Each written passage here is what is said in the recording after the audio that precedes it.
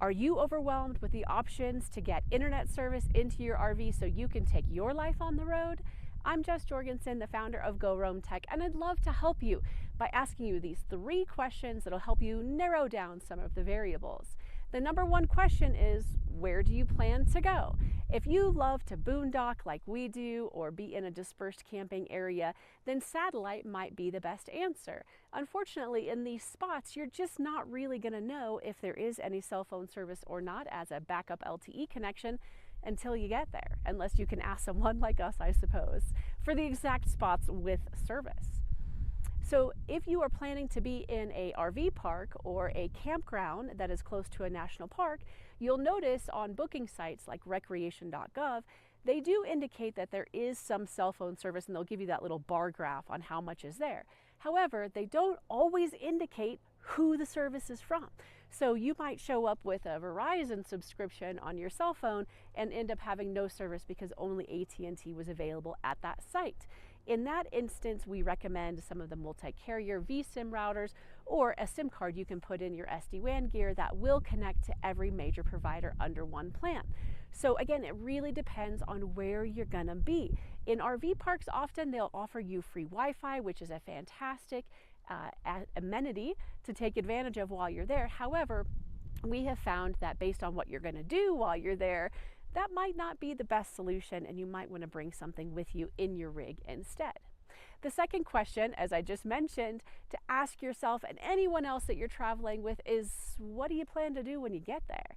If you're working a full-time corporate job like we do and intend to do that from the road, then you're going to want to make sure you have several options and a very, very flexible mindset around that.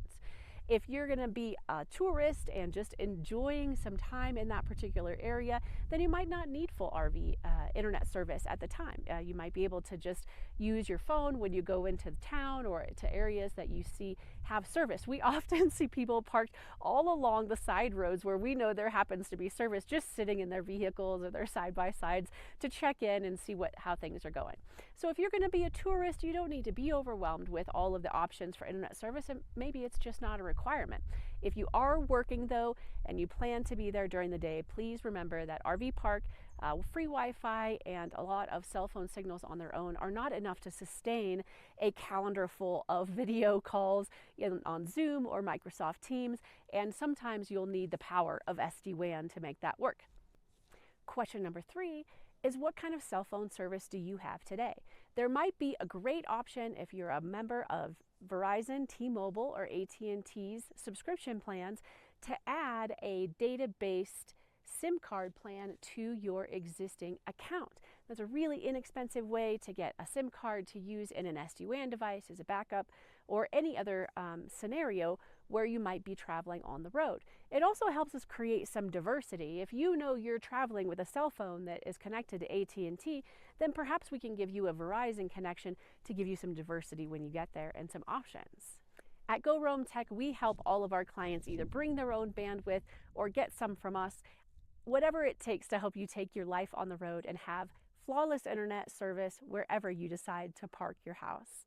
Please leave us your questions in the comments below. Be sure to subscribe and follow, and let us know if you have any ideas for future topics. Thank you.